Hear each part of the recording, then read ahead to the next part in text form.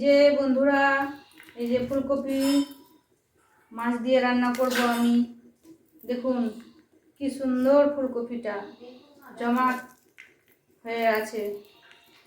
দেখুন বন্ধুরা, একবার হলো খেয়ে দেখবেন। এই যে ফুলকপি আমি কাটছি, মাছ দিয়ে রান্না করব, খেয়ে দেখবেন একবার হলো কেমন লাগে। এই যে ফুলকপিটাকে পরিষ্কার করে আমি ধুয়ে নিচ্ছি। ফুলকপিটা এইভাবে ধুতে হবে, না ধুলে পোকা টোকা থাকবে। পরিষ্কার করে না ধুলে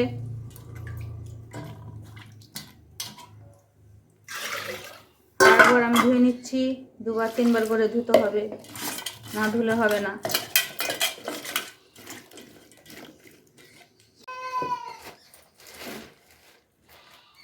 কোন বন্ধুরা, আমি এখন গ্যাস, এই যে দেখুন বন্ধুরা, আমি এখন তেল দিচ্ছি, মাছ ভাজবো। দেখুন এই যে মাছ দিয়েছি, তেলটা গরম হয়ে গেছে ভালো করে। এবার আমি মাছটা দিয়ে দেবো।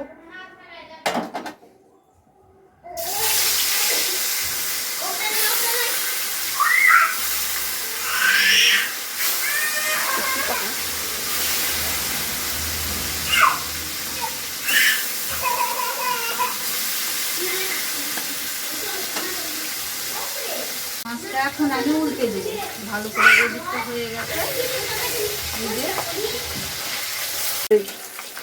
লাল লাল করে ভেজে নিয়েছি, এবার মাছগুলো খুব সুন্দর।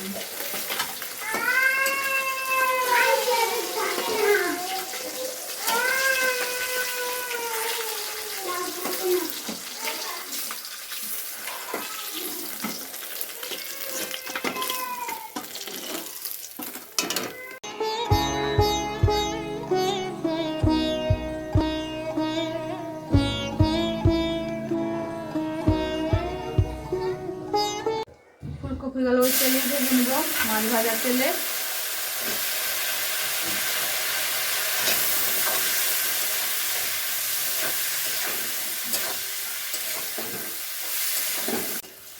ফুলকপিগুলো লাল লাল করে আমি ভেজে নিয়েছি, এবার উঠিয়ে নেব।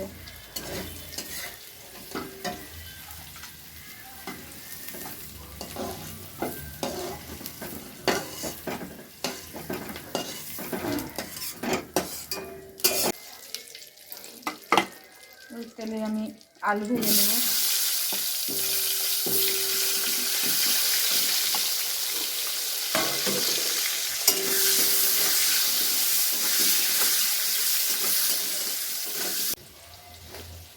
পেঁয়াজটা দিয়ে দিলাম,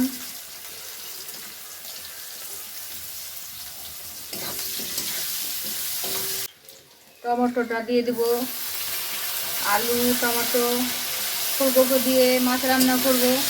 তোমরা খেয়ে দেখবে, আর তোমরা কে কে খেয়েছো আমাকে কমেন্ট করে বলবে।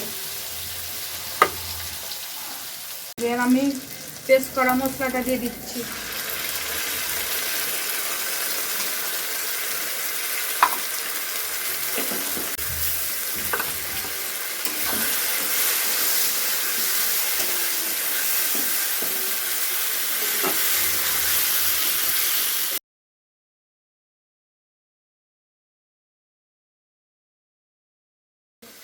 লবণ দিয়ে দিচ্ছি আমি।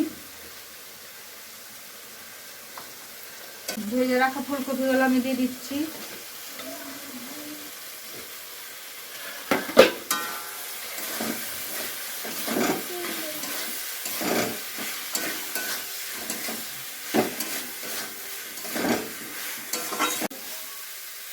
এবার জলটা দিয়ে দিচ্ছি, পরিমাণ মতন জল দিয়ে দিচ্ছি। যে যেভাবে ঝোল খাবেন সেভাবে দিবেন।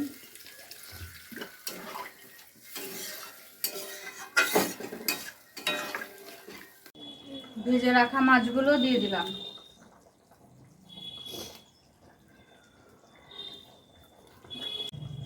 এই মাছটা আমার নাতির জন্য, আমার নাতি ভাজা মাছ খায়। আমি এবার ধনের পাতাগুলো দিয়ে দিলাম। মাছের ঝোলে একটু ধনে পাতা দিলে ভালো লাগে।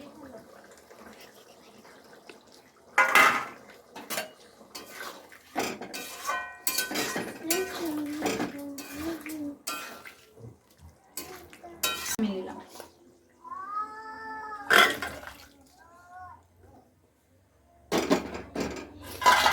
দেখুন বন্ধুরা কেমন হয়েছে আপনারা বলুন। খেসারির শাক বন্ধুরা খেতে কেমন লাগছে বলুন। হ্যাঁ আমার না চাকরি তাই বলতে আমি মরে গেছি।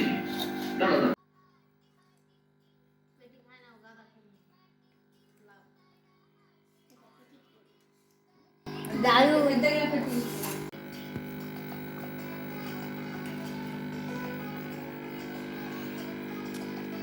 দারুণ।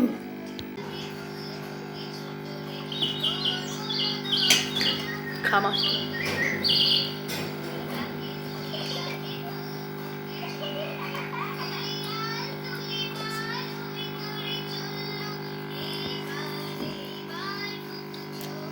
কিসে বসবে? দারুণ।